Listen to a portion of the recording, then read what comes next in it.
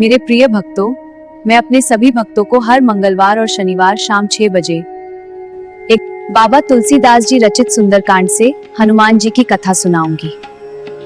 बोलो हनुमान जी की जय, बोलो हनुमान जी की जय, हनुमान जी की जय, जी की जय, बोलो जय सिया राम, जय जय सिया राम, जय जय सिया राम। बोलो हर हर हर हर हर महादेव।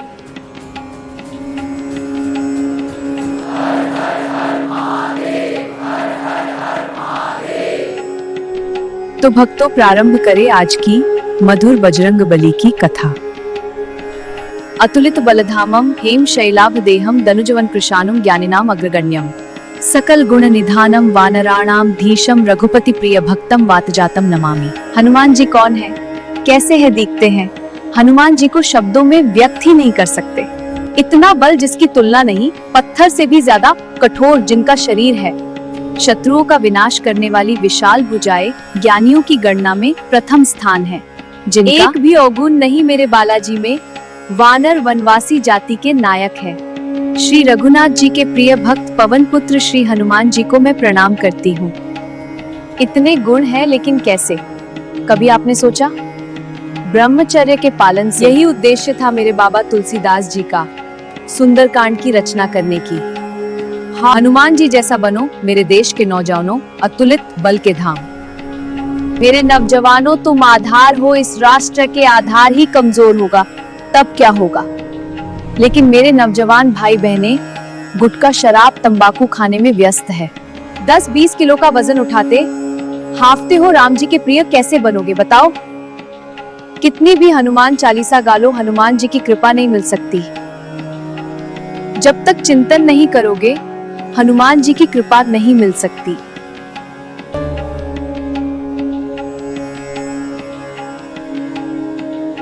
ब्रह्मचर्या का बड़ा गलत अर्थ समझते हैं लोग। क्या विवाह न करो, स्त्री से दूर रहो? कभी सोचा अपने राम जी, कृष्णा जी, हमारे हजारों ऋषि मुनि ऋषिकाएं क्या विवाह करने के बाद ब्रह्मचर्य का पालन नहीं करते थे? हजारों वर्षों तक लेच्छों के प्रभाव के कारण हमने महिलाओं को अछूत बना दिया। बाल विवाह, सती प्रथा, दुर्व्यवहार, महिलाओं का शोषण, ये सब उन्हीं मृक्षों की देन थे। आज भी हम उसी मानसिकता में जी रहे हैं और सनातन वैदिक संस्कृति को भूल चुके हैं। घोषा, अपाला, गार्गी, मैत्रेयी, सीता, सावित्री, कितनी महिलाएं शस्त्र शास्त्र में विदुषी थी। समाज और राष्ट्र के निर्माण में बराबर पुरुषों के संग सहयोग करती थी। रानी लक्ष्मीबाई, दुर्गावती, पद्मावती, अहिल्याबाई क्या किसी पुरुष से कम थी? ब्रह्म का अर्थ ईश्वर या परमात्मा और चर्या का अर्थ आचरण करना या जीना है। मन, वचन और कर्म से काम वासना पर नियंत्रण रखना, विशेष रूप से ब्रह्मचर्य आश्रम 25 वर्ष में। जीवन के यही प्रारंभिक 25 वर्ष में शारीरिक मानसिक विकास होता है। सात्विक आहार, विचार, ध्यान, तपस्या और विद्या ग्रहण करना। योग सूत्र के अनुसार यह मानसिक शक्ति, तेज और एकाग्रता को बढ़ाता है। संक्षेप में, ब्रह्मचर्य का अर्थ अपनी ऊर्जा को सही दिशा में केंद्रित करके उच्चतर उद्देश्यों को प्राप्त करना है। आज समाज में यही विकृति है। विद्या के केंद्र भ्रष्टाचार, नकल, असमानता के केंद्र बन गए हैं। जामवंत के बचन सुहाए, सुनि हनुमंत हृदय अति भाए। हनुमान जी को लेश मात्र भी अपने ज्ञान का घमंड नहीं था। हनुमान जी को तो जामवंत जी हीरे के पारखी की भांति याद दिलाते हैं। तब लगी मोहि परिखे हु तुम भाई, सही दुख कंद मूल फल खाई।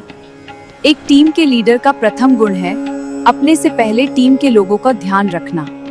हनुमान जी स्वयं चुनौतियों को सरलता से स्वीकार करते हैं, न कि टीम के सदस्यों पर। आप क्या करते हैं? पीछे हो जाते हैं, मजबूरियों के बहाने बनाते हैं, टीम के लोगों पर प्रेशर डालते हैं, सॉल्यूशन नहीं बताते। सही कहा ना मैंने? जब लगी आवो सीत ही देखी, होई है काजू मोही हर्ष विशेषी। हनुमान जी 100 योजन समुद्र को पार करने की चुनौती पर चिंता नहीं, हर्ष करते हैं, और इतना स्वयं पर दृढ़ आत्मविश्वास कि ये कार्य जरूर पूर्ण होगा।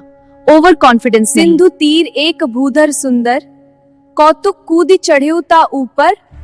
हनुमान जी पर्वत पर मौज करने के लिए नहीं, अपितु समुद्र की थाह लेने के लिए चढ़े। हमें भी कार्य प्रारंभ करने से पहले भली भांति परखना चाहिए हनुमान जी की तरह। जल निधि रघुपति दूत बिचारी, तय मैनाक हो ही श्रमहारी। समुद्र ने विश्राम के लिए मैनाक पर हनुमान जी से कहा, लेकिन जानते हैं हनुमान जी ने क्या कहा? आप होते तो क्या करते? सोचते इतनी दूर जाना है, चलो थोड़ा आराम कर ले। राम काजू कीन है, बिनु मोही कहाँ विश्राम।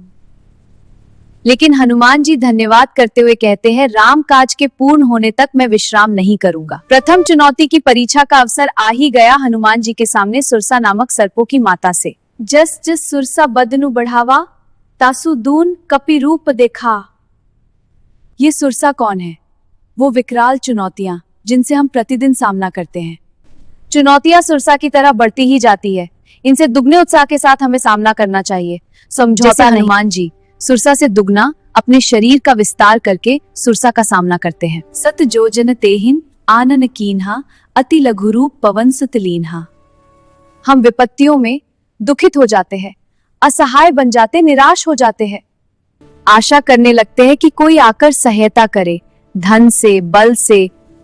आप लोग बताइए, यदि हनुमान जी श्री राम जी को पुकारते सहायता करने के लिए, तो क्या तब तक हनुमान जी स्वयं के जीवन की सुरक्षा कर सकते थे? परिस्थितियों को अपना दास बनाओ, जैसे हनुमान जी ने सुरसा को झुकाया। लेकिन हनुमान जी विपत्तियों का प्रतिक्षण धैर्यपूर्वक आकलन करके अवसर में बदलते हैं। अंजनी के लाला परिस्थितियों के अनुसार स्वयं को ढालते हैं, कभी अति लघु, कभी विशाल रूप धारण करके। आप भी हनुमान जी के इन्हीं सद्गुणों में से थोड़ा सी सही अनुसरण करो, यदि जीवन का आनंद लेना है। आगे की कथा के श्रवण के लिए चैनल के घंटी वाले बटन से सब्सक्राइब करना न भूले, यही आपकी प्रदक्षिणा है हमें। भक्ति में ही शक्ति है, भक्ति का कोई शॉर्टकट नहीं। यदि राम जी की भक्ति पानी है तो हनुमान जी बनना ही पड़ेगा। कंजूसी मत करना, कोई आपसे धन की अभिलाषा नहीं करते। आज की कथा को यही विश्राम देते हैं। एक बार प्रेम से बोलो, बालाजी सरकार की जय। बालाजी सरकार की जय। जय जय सिया राम। जय जय सिया राम। जय जय सिया राम। जय जय सिया राम। हर हर महादेव।